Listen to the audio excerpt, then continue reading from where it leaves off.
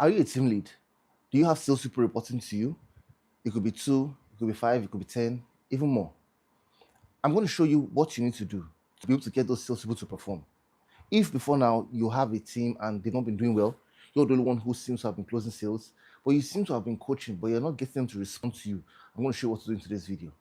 Now, ladies and gentlemen, when it comes to working with people, there's a mindset you must have. You must have the mindset that you are responsible for how well they perform.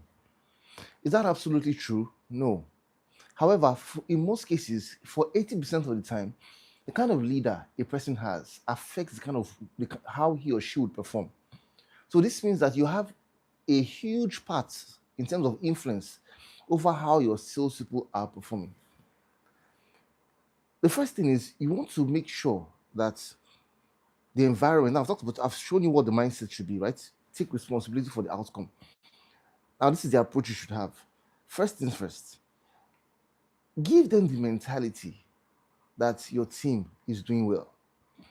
Because a lot of times, if you're not careful, you may have a team of 10 people. 8 are selling, 2 are not. But when you have a meeting, you emphasize on the 2 that are not selling. And you know that if somebody is not selling, and on a scale of 1 to 10, 10 being the highest, 1 being the lowest, the person is probably on a 2 or 3. That's why he's not selling in terms of ability.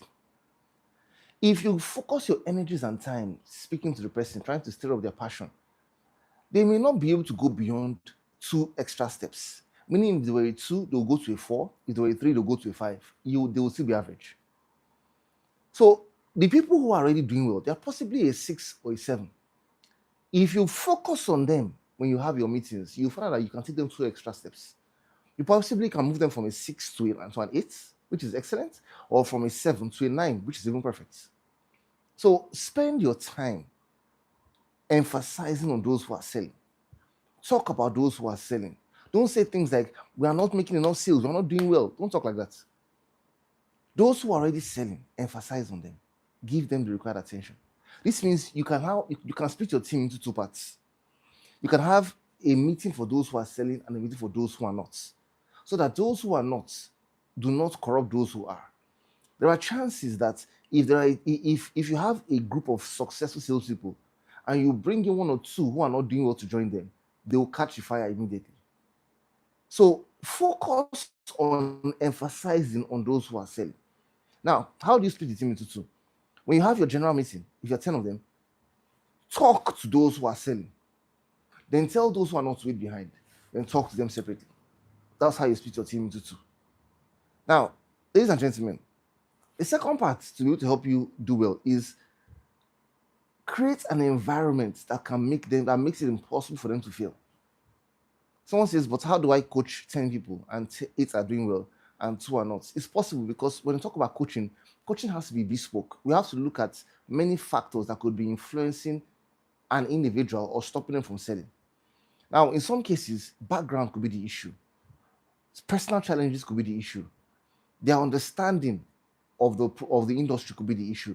So you want to make sure that you spend your time trying to engage them one-on-one to be able to help them move to the level they should be in. This means that when you talk about upskilling your people, you use a general approach. This means you train generally, communicate generally, based on the kind of feedback and response you're getting on the field, or based on how they are selling and how they are engaging prospects. You would now know those who you should take aside and spend more time coaching and bringing them up to a much higher level. So when it comes to creating an environment, do it in such a way that it's difficult for anybody to fail. For example, creating new markets. For example, generating leads, buying contacts, giving them the list they need to call, designing the script for them. Do everything possible for them to sell. Do everything to the point where you cannot do anything anymore, because at that point, you cannot talk for them. Because if I give you contacts, I give you the script, I do role plays with you and show you what to say, the rest is left to you to open your mouth and do the work.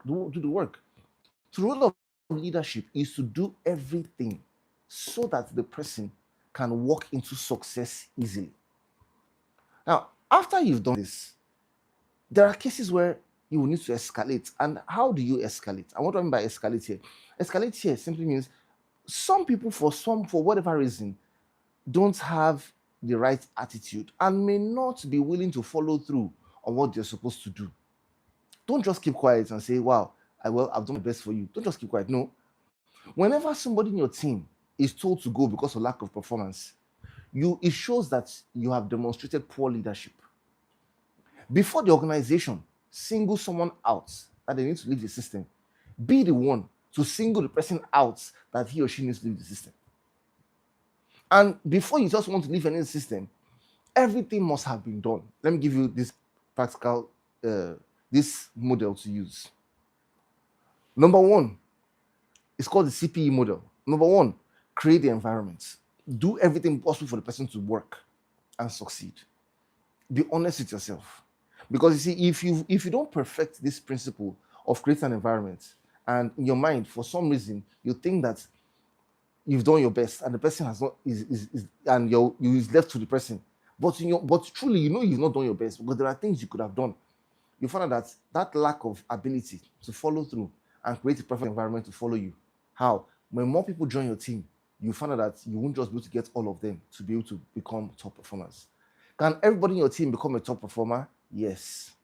Yes. I wanted to say something came to my mind right now. I wanted to say yes because there is no more Judas Iscariot. Everybody in your team can now perform. So create environment. That's for SASE, for the CPE model. The P, if anybody fails to meet up with the required amount of outputs, for example, you're to book 5 meetings every day based on number of cold calls. You're to go for this number of meetings. You're to send this number of emails, or you're to whatever numbers you're using to get your team to produce a singular and similar outputs in terms of sales. Because you see, success is a numbers game. The numbers you use to drive your team will be the numbers that would show at the end in your sales. So whatever numbers you're using, anybody who fails to meet up, don't just say, well, you didn't meet up with your number of meetings today. You were supposed to have done 5 meetings today. You did only 2. So tomorrow you have to do 8 meetings. Now, that's not realistic. Someone who did 2 meetings today is expecting to do 8 tomorrow. That's not going to work. What are you supposed to do? If somebody does 2 meetings, first of all, you ask yourself, what environment did I create that made it possible for the person to do only 2 instead of 5? For example, follow through on the process. The cold calls, did you check to make sure the person made all the cold calls? When they made the cold calls, did you check to make sure they populated their call plan? The call plan, did it have up to 5 meetings scheduled? If it didn't have up to 5 meetings scheduled, that's where the problem started from. Make sure that the meetings are scheduled up to that, up to 5. If you notice that the person had done two calls, booked only 2 meetings at the end of the day, then it shows you that you were already too late.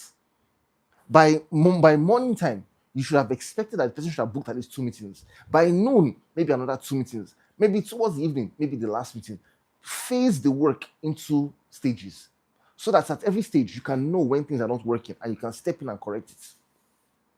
So this means if for any reason the person has not done up to 5 meetings and it's supposed to be 5, you know you're the issue and you'll correct it.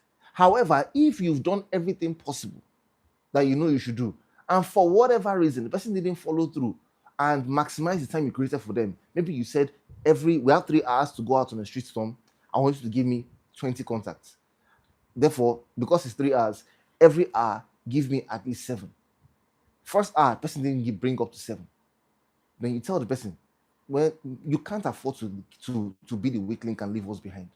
You need to step up. You see, you're already putting some pressure to ensure that the person does what they're supposed to do. But the second hour, the person does 5. You tell the person, see, it's not working. If you don't get up to 15 or 20 by the time you're done, we'll have to leave you behind and let you wait to finish up. Then you meet us in the office. You see, you're already pushing back. So let the person know that, see, you have to deliver. If the person now starts to give you attitude and say, what do you mean? I don't want the kind of pressure. You escalate to your boss and he will take you from there. That's how you get salespeople to perform. All right, thank you so much for watching today's video. If you haven't subscribed, you can subscribe, like the video, share with others, subscribe here. If you haven't watched this next video, watch this next video. I look forward to seeing you in the next video. Talk to you soon.